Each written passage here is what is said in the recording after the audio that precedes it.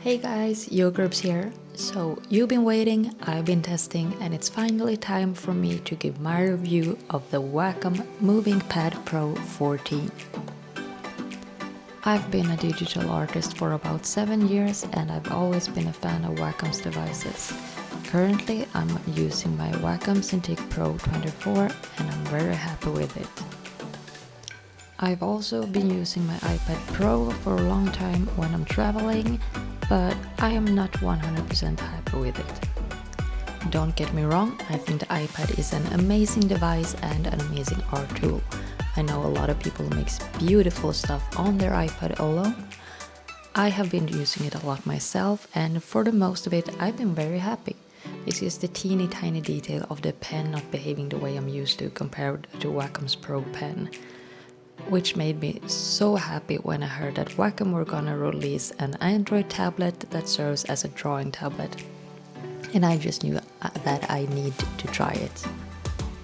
So about 2 months ago I went and got myself the Wacom MovIncPad Pro 14.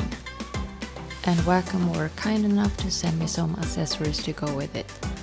I got this foldable stand which is easy to carry and perfect to put your tablet on to get the nice angle for when you're drawing.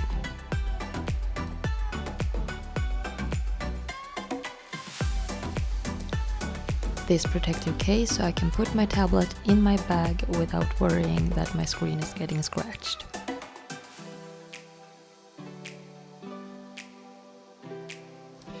They also sent me these pen grips to put on the Pro Pen 3 to get a nicer grip, and I really love them because that makes my Pro Pen 3 more similar to the Pro Pen 2, which I've been using the most previously.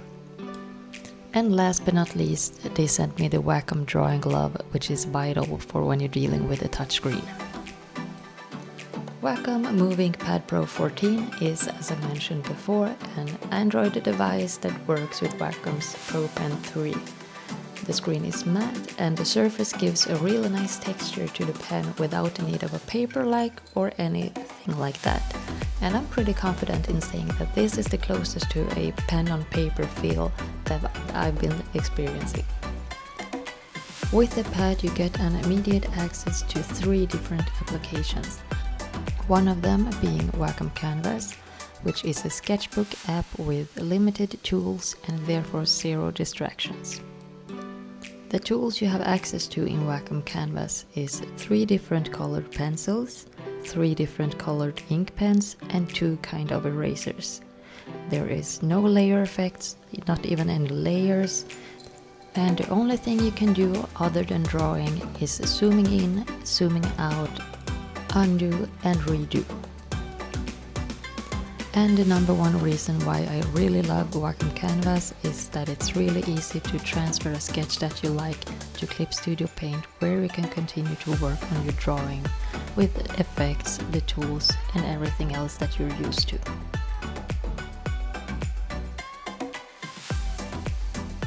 Clip Studio Paint is the second app included with the Wacom MovIncPad Pro 14 and I can't recommend it enough. I've been using Clip Studio Paint for years and even though it takes some time getting into, once you get a hang of it, it's really nice to use and you can do so much with it. The third app you get is Wacom Shelf, which is a kind of storage app where you can easily navigate through your work, both from Wacom Canvas and from Clip Studio Paint. Before I got my Wacom MovIncPad Pro 14 and could test it, my biggest concern was if it would be able to handle the files I'm working in, since I work in heavy files with a lot of layers. Which brings me to pro number 1. It hasn't been any issues at all.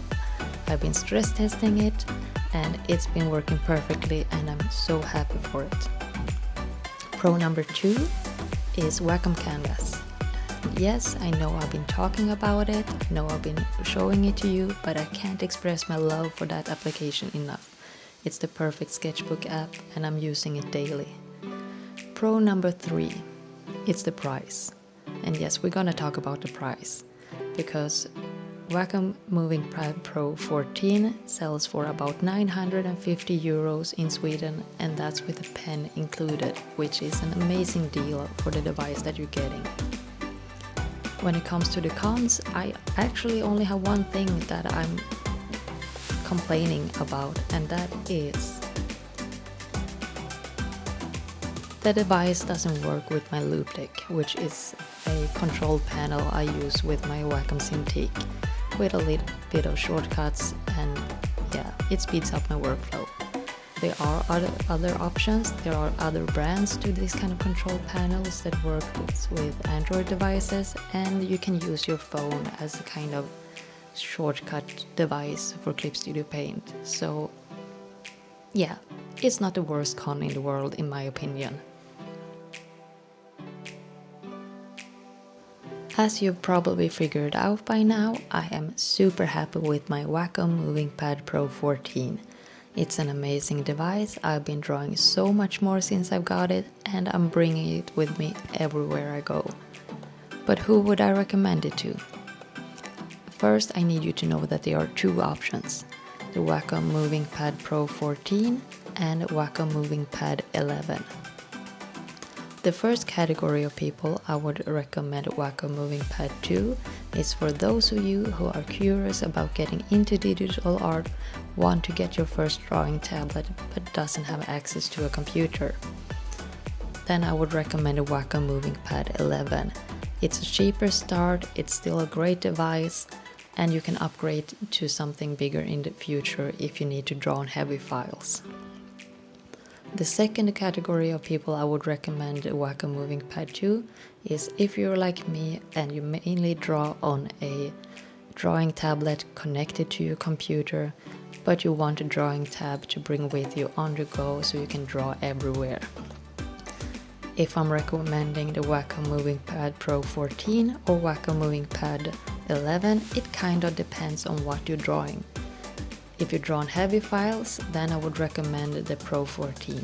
If you draw smaller files with less layers, I would recommend the Wacom 11. But I have a hard time seeing that anyone getting any of these devices will be displeased with what they get.